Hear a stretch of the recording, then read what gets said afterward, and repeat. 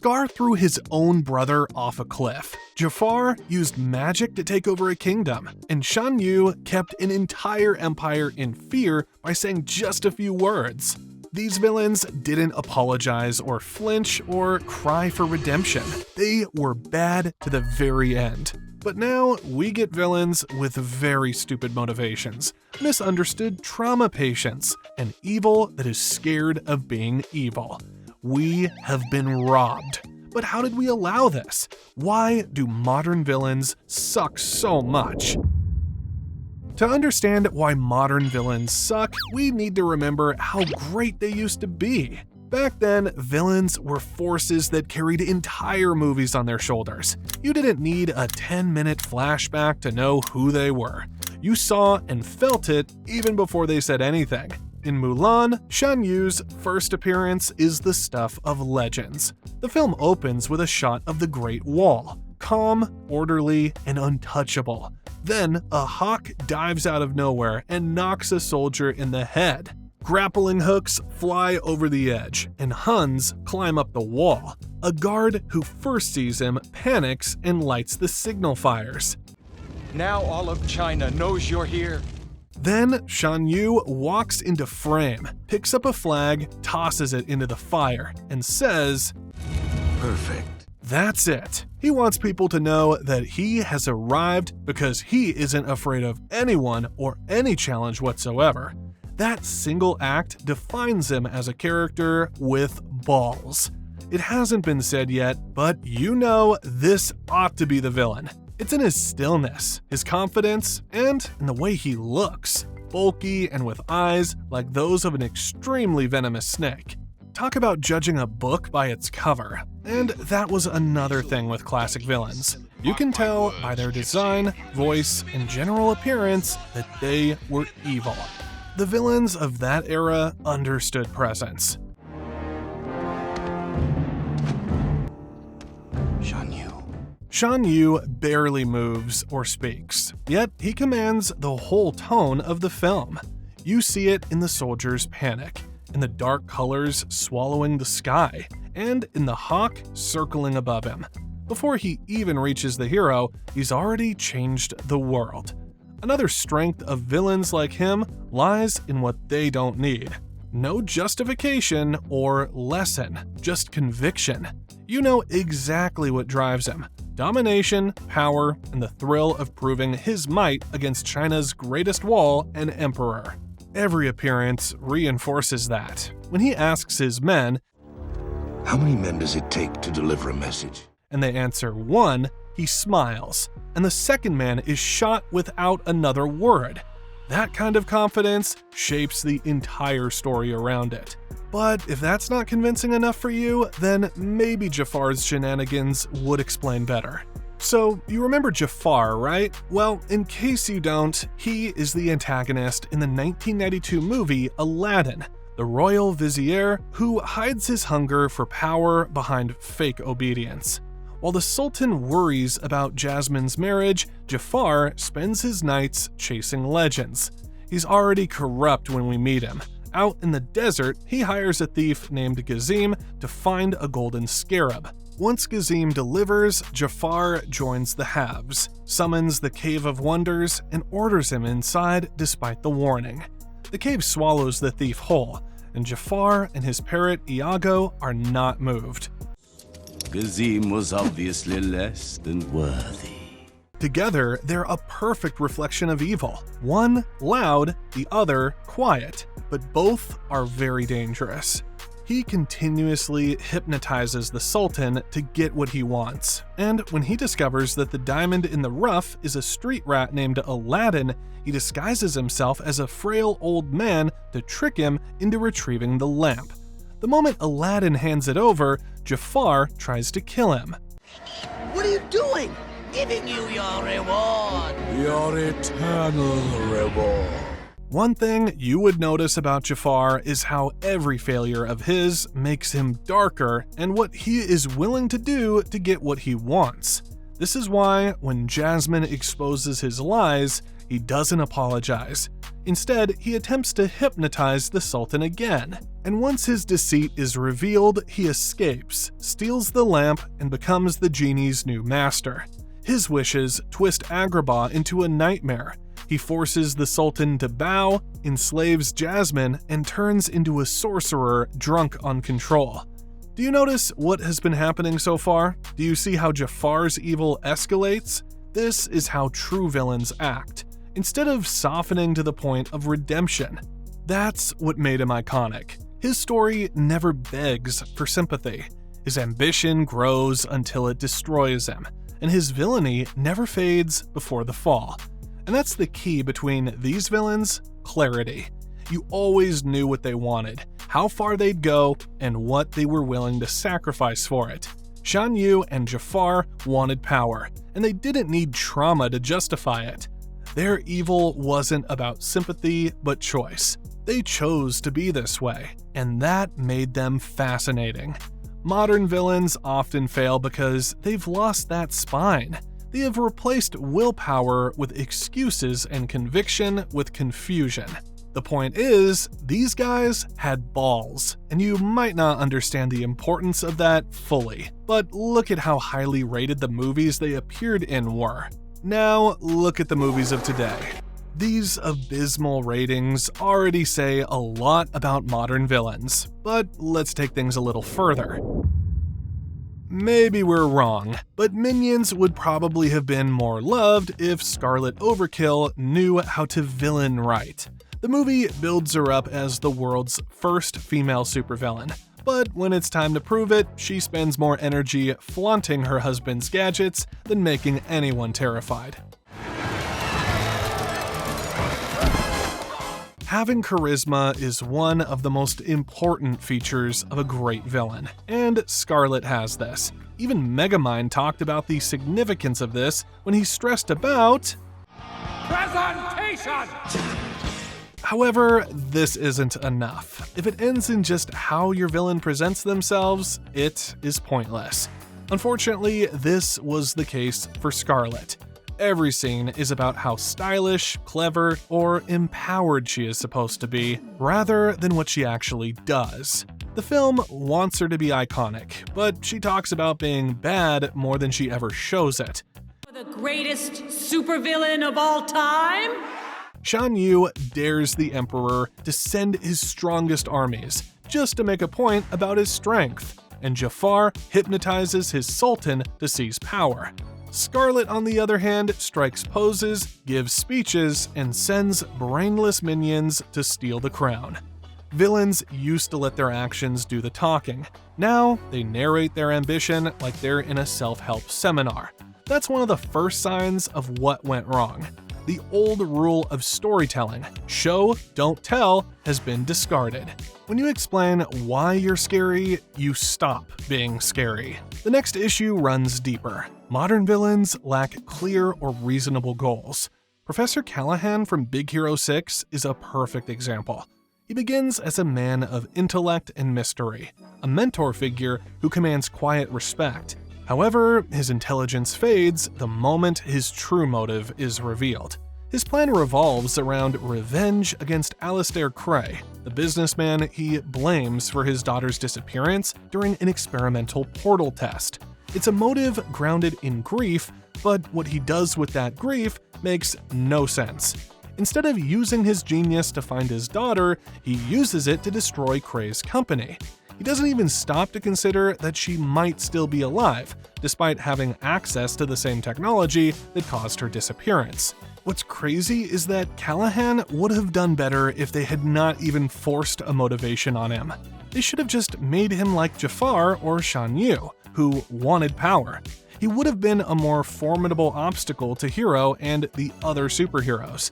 Instead, they tried to merge a twist and a sympathetic villain all in one, which ended up a complete disaster.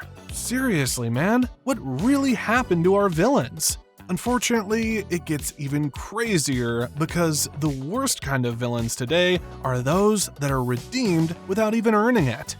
Namari from Raya and the Last Dragon is the prime example here. She begins as the perfect foil to Raya. She is sharp, calculating, and manipulative. You've been very helpful. After she earns Raya's trust, she betrays her, and in doing so, shatters the entire world. Every move she makes builds her up as the central obstacle to peace. But by the end, that edge dulls completely. The film turns her into a misunderstood ally in the final act, robbing her story of the bite it started with. Her redemption feels unearned because she never does anything to earn it. If she had stayed a true villain, the film would have had real stakes. I mean, just look at how electrifying her fight with Raya was here.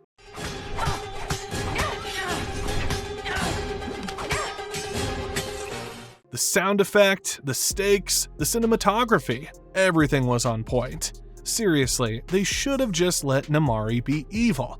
It would have shown a world where some people simply choose selfishness even when they know better.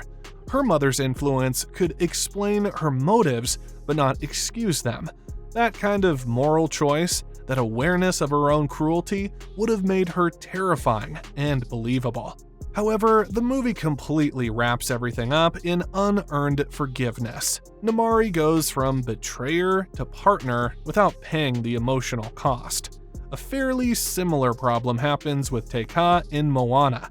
For most of the film, Te Kā is pure destruction, a volcanic monster stopping Moana from reaching her goal. She's terrifying because she doesn't talk or reason, she just burns. Then the twist drops. Te Kā isn't evil at all. She's Te Fiti, a goddess with her heart stolen. That moment redefines everything, but it also deflates the story's tension.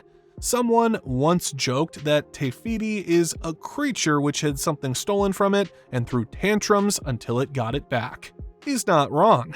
Instead of a villain being defeated, we get a misunderstanding being resolved. It's moving, yes, but it also signals a trend that villains can't stay villains anymore. They must be redeemed, or at least misunderstood.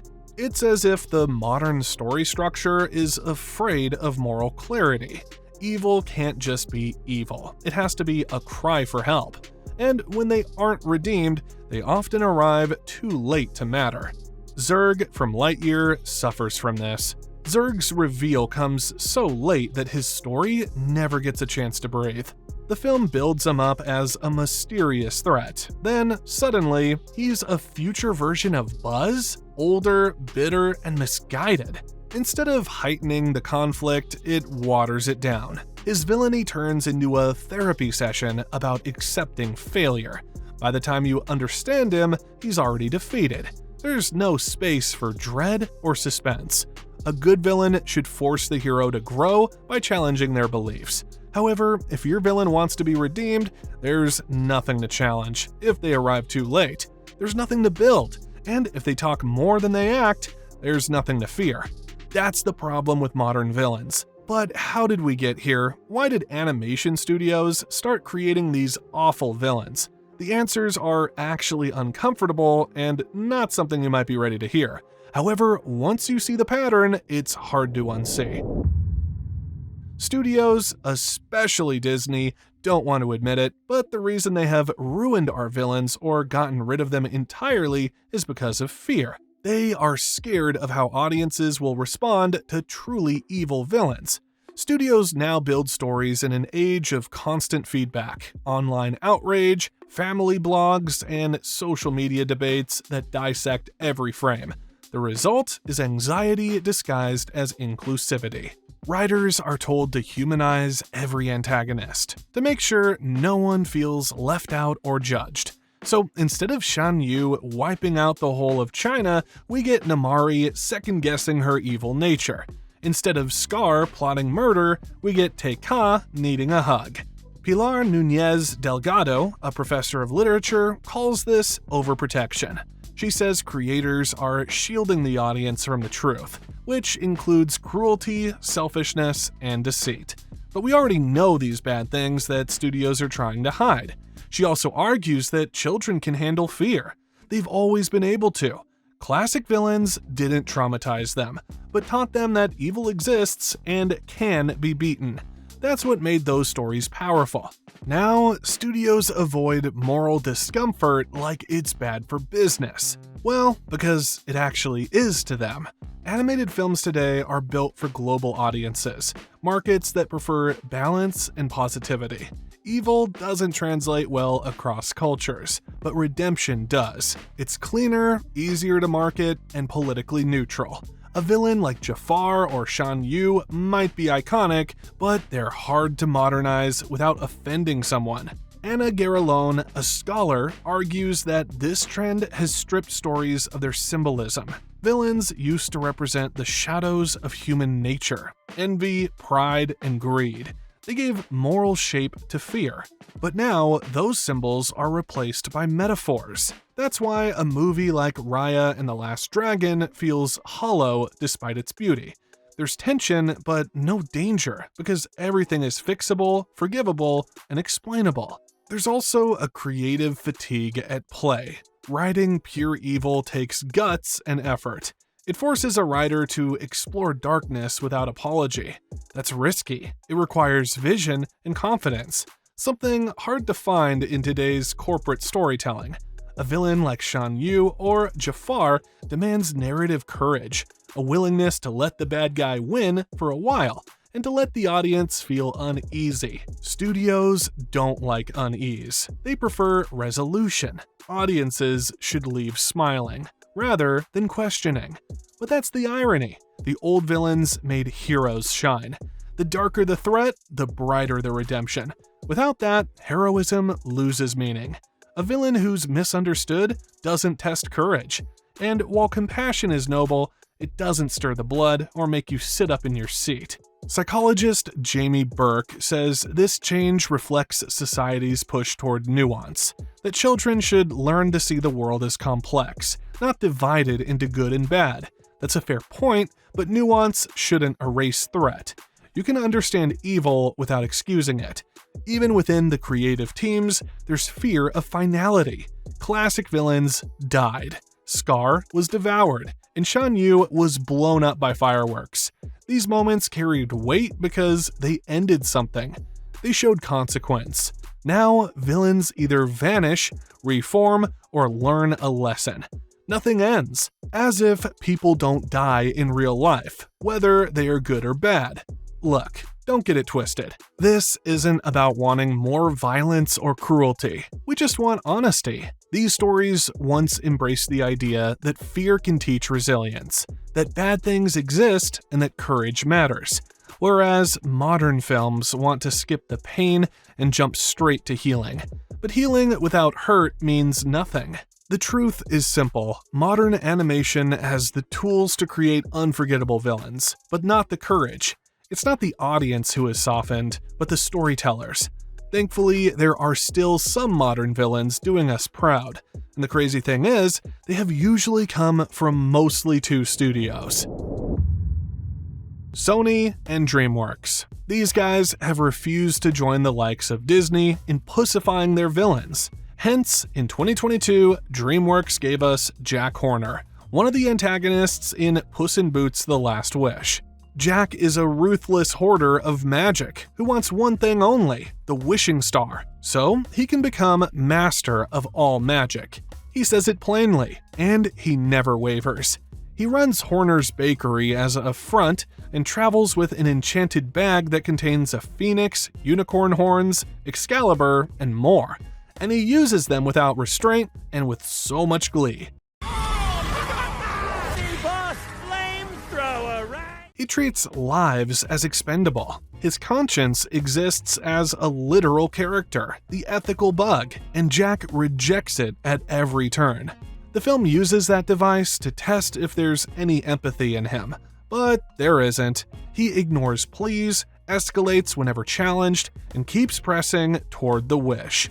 On the river, he kidnaps Perito and brandishes a unicorn horn at him to force a trade. You're not not gonna shoot a puppy, are you, Jack? Yeah, in the face. Why? In the chaos that follows, he fires the horn and blows up some of his baker's dozen, then shrugs it off.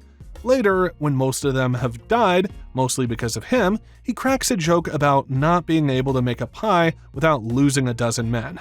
That line triggers the ethical bug to finally call him what he is, an irredeemable monster.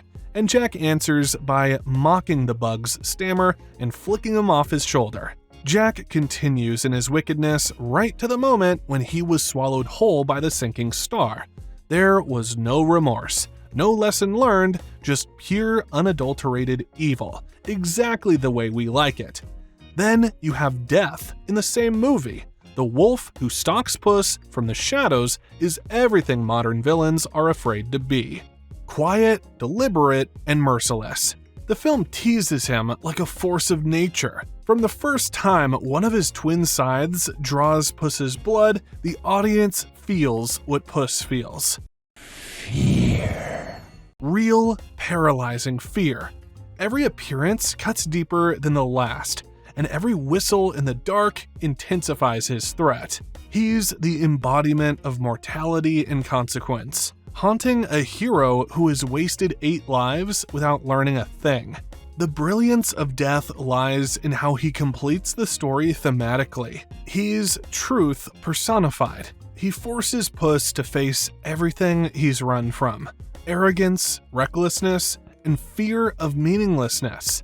What makes him so effective is that he never changes. In fact, his danger escalates as the story moves to an end. The fact that he lets Puss live doesn't mean redemption. He just has finally seen that Puss values life, and that was enough. Besides, he would return again when the time was right. No, we will meet again, right? Sí, hasta la muerte. The film treats him the way classic villains used to be treated, as a test of the hero's purpose. He draws the best and worst out of the protagonist, leaving him changed. Sony also showed us with Into the Spider-Verse that you can have multiple villains in one movie, and it would still be a blast. They gave us Kingpin, the Prowler, and Dr. Olivia Octavia. Then, much recently, Across the Spider-Verse pulls off something just as exciting with The Spot. He begins as a joke, dismissed by Miles and by the audience. So are you like a cow or a Dalmatian? He's literally called Villain of the Week, but as the story unfolds, that throwaway joke turns into something far more disturbing. You can see the change in his animation, his movement, and his voice. What was once awkward and funny becomes distorted and terrifying. He becomes the embodiment of the void, both figuratively and literally. I'm gonna take everything from you, like you took everything from me. He is so badass that the story couldn't get rid of him in one movie.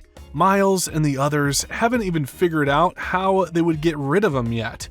Now, that's how you write a true villain. See, what unites these villains, the Spot, Jack Horner, and Death, is that they don't compromise. Each one stands for something clear and unbending. None of them begs for understanding or forgiveness, and in doing so, they remind the audience why villains used to matter in the first place. While Disney and others lean toward emotional safety, Sony and DreamWorks lean into the bitter truth even when it is dangerous.